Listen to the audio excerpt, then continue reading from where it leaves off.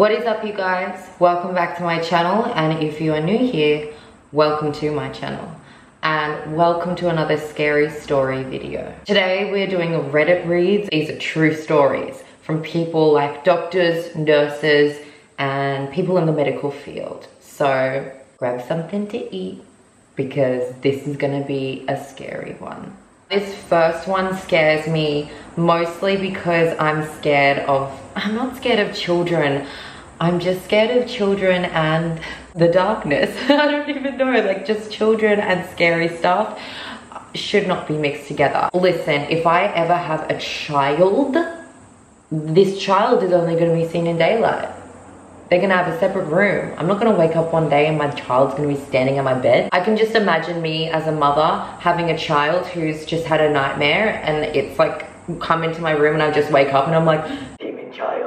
So this story is from a tech in psych. I'm not quite sure what that means, but I know that psych is for the psych ward. There was a 7-year-old kid sent to the floor because the mum didn't know what to do with him. Sadly, it's a common thing that happens even if kids don't have psychological issues. The mum was shaking and crying and they had to take the kid to another room. She was genuinely afraid of her own son. She had suspected something was wrong when she kept finding mutilated animals in the backyard, but never heard or saw any coyotes. Coyotes. Then the neighbor's smaller pets started disappearing. The boy had an obsession with knives, hiding them around the house. He would deny anything when the mother confronted him. Then, when the two started getting into arguments, he would get really violent and hit her. He would push her down and start to kick her, and he would often threaten to kill her. On multiple occasions, she woke up in the middle of the night with him standing. See, this is what I'm talking about. This is what I was just talking about. On multiple occasions, she would wake up in the middle of the night with him standing beside her bed, staring at her face. She put extra locks on her bedroom door to feel safe while she slept. The last straw was when she lifted up his mattress and found 50 plus knives in all shapes and sizes. That's when she brought him to us. I remember talking to him, treating him like he was just any other kid that came through. And he seemed remarkably normal until you spoke to him directly. He had this way of looking right through you, or maybe he didn't even see you at all. He would respond like a robot, like he was just saying words because that's what he wanted you to hear. And he would always put this creepy, dead-looking smile on. It was all mouth and no eye involvement in the smile. Kind of like, wait, how you do that? That's my customer service smile. There's nothing happening here, but maybe he means like teethy smile, like. That's scary. He would do this smile, especially when he would get away with something like taking another kid's markers. They just couldn't figure him out. It still gives me chills laying here thinking about him. I believe I met a 7-year-old psychopath. I'm not having kids. This next one is actually really similar to one that I think that I might have heard about, and that's why I'm going to include the comment that replied to this user's story. This next one isn't so much spooky as it is scary, as in like the human mind, and then the comment one is like just kind of gross. There's always something disturbing about watching someone while they hallucinate. You can tell it's 100% real to them. And something about that makes you believe it on some level. You see the emotions it brings out. There was a woman that came in and sat down across the table from me for her admission interview. She had bandages all over her arms and scotch tape over her mouth and ears. She looked very, very uncomfortable and she wouldn't really ever sit still. When the nurse would ask her a question, she would peel the corner of the tape back and answer, then stick the tape back down really fast. We eventually found out that she saw and felt bugs crawling all over her, and they were trying to get inside of her body. The tape was there to keep the bugs out. The bandages were there because some bugs got in and she had to dig them out. She couldn't sit still because she felt the bugs all over her, even while she talked and even while we sat. The worst part was that she had some idea that it was all in her mind and it was her mind playing tricks on her. Can you imagine going through life and feeling like someone is continuously dumping buckets of cockroaches on your head and feeling like they're all over you and getting inside of you to the point that you're digging chunks out of your own flesh in a panic, all while knowing intellectually that none of it is real? Now, the comment that I'm going to include is something that I think that I might have actually seen as well, but the comment replying to this story said, "This reminds me of something I saw on TV quite a few years back. The woman said she had bugs in her head. She swore up and down that she had little bugs crawling around her scalp to the point where her family wanted to do a psych evaluation on her, and it was putting strain on her marriage. This poor lady actually had parasites living between her scalp and her skull. Finally, her husband actually saw one and took her in." The crazy part was they'd recently traveled to a foreign country and none of the doctors had put two and two together. So her family were just ready to accept the fact that she had lost her mind and even began questioning her sanity. No. Obviously the first one was like a psych situation, but the second one was like, well, I mean, sometimes it's real. Sometimes there are actually bugs crawling into people's skin. That's also like the really scary thing about schizophrenics and people who have mental health problems that aren't like generalized anxiety and things like that. And this also does count with things like agoraphobia and anxiety disorders, but specifically the ones that I'm talking about are things like schizophrenia, when the person is extremely smart. They're really intellectually capable, but their mind is playing tricks on them. I would hate to know what that's like, to be intelligent enough to know that it's not possible and that you're just sick, but to also feel the sensations and to believe that there are things happening. Like, no sir, no sir. This next one makes me believe in some of the things that I was talking to you guys about in the Scary Stories mukbang that I did with my friend Sam. I'll put the link up here if you wanted to actually watch that and watch where I found this information. But basically it's about like the afterlife, the stories that doctors tell about patients that they've revived, things that their patients said that they saw while they were dead that they couldn't have actually seen because they were dead. But anyway, if you want to watch what I'm talking about, the things up here, but this makes me believe that that's real, or at least like further makes me believe, because I already believed it before.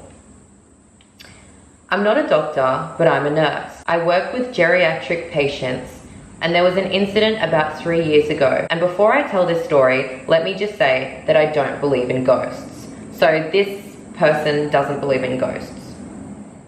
I don't know, does that include like the afterlife and stuff?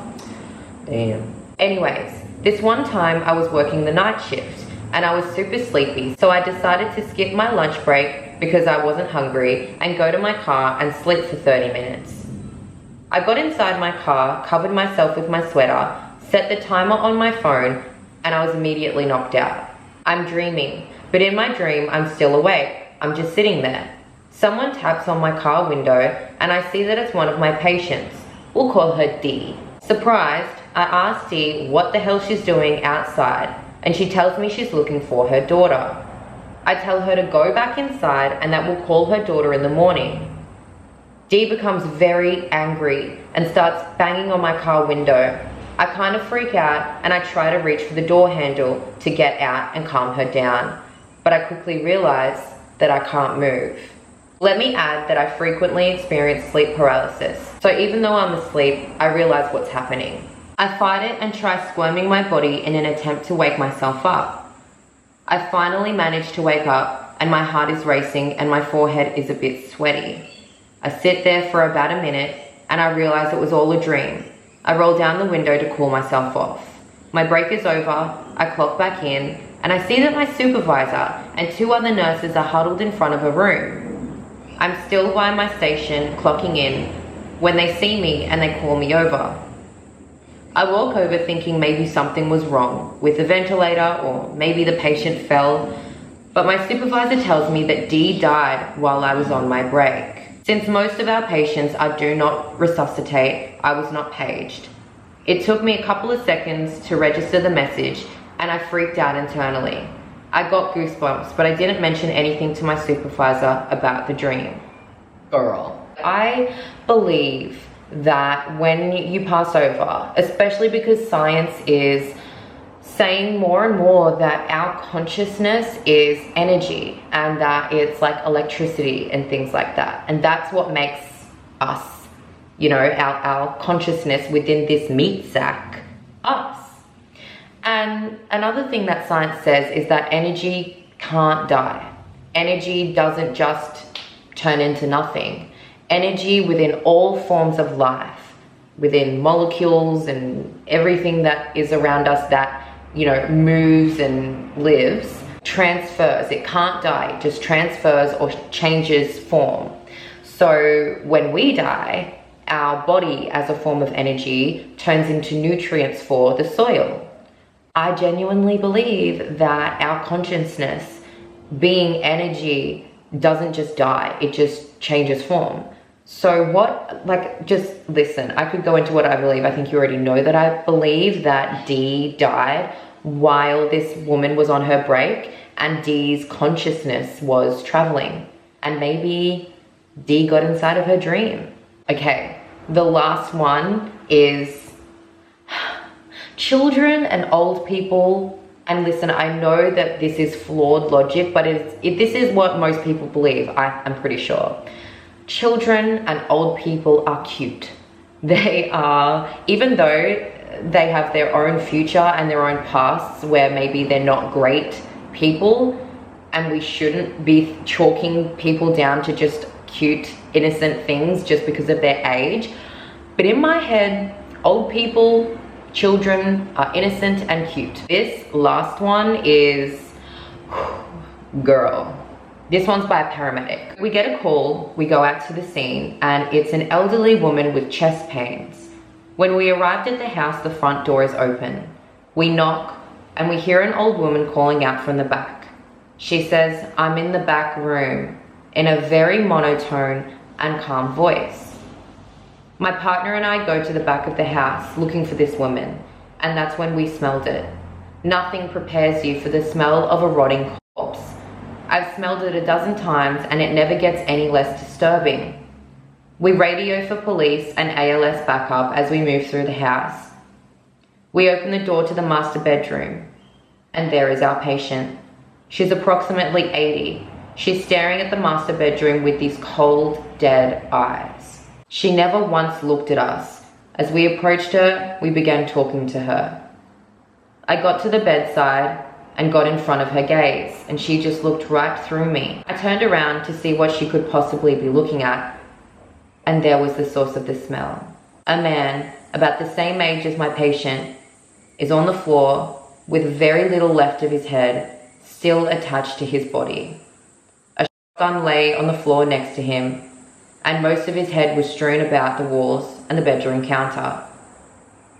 We loaded the woman up in the ambulance, and police pulled up.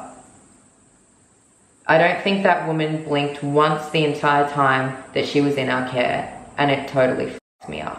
My question with that one, because the paramedic never explained it, and maybe they didn't know, but did he do it to himself, or did she do it to her husband? Because that's what I want to know. So it's safe to say that after this video, I will not be having biological children, and I also will not be looking after anybody's grandma. Anyways, you guys, thank you so much for watching. If you enjoyed this video, give it a thumbs up because it really does help, and it lets me know that you guys like me doing these videos. If you've been watching me for a while, you know that I take storytime submissions.